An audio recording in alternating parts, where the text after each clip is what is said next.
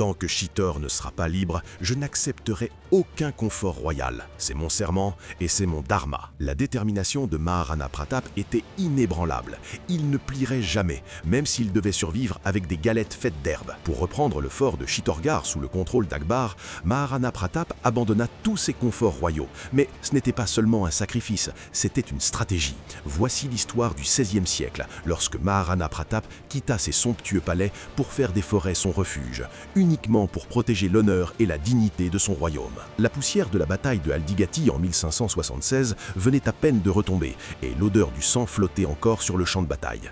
D'un côté se tenait l'empereur moghol Akbar, avec une immense puissance, une vaste armée et des ressources illimitées. De l'autre côté se trouvait le courageux Maharana Pratap, qui ne possédait rien d'autre que son honneur, sa détermination et un cœur hindou profondément dévoué à sa patrie. La bataille prit fin, mais la véritable lutte commença à partir de ce moment-là. Akbar bloqua toutes les routes, la nourriture, l'eau et tout soutien furent coupés.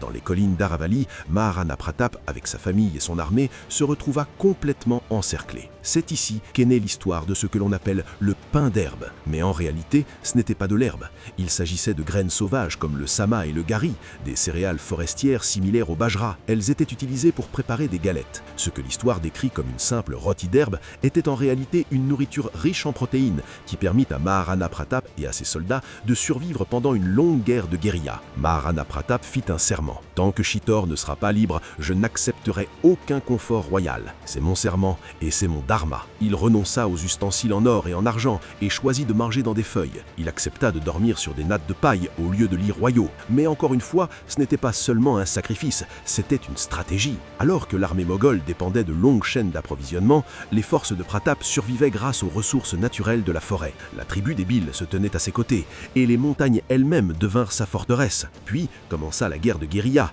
attaques soudaines, strikes depuis les collines et assauts constants contre les forces mogholes. Finalement, en 1582, lors de la bataille de Dewer, Maharana Pratap lança une puissante contre-offensive.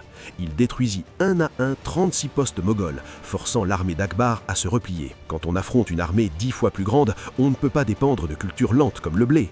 Il faut une nourriture disponible naturellement et rapidement. La stratégie de Maharana Pratap n'était pas seulement militaire, elle était aussi écologique. Cette rôtie d'herbe devint un symbole d'honneur et porta une flamme qui ne permit jamais à un roi de se soumettre.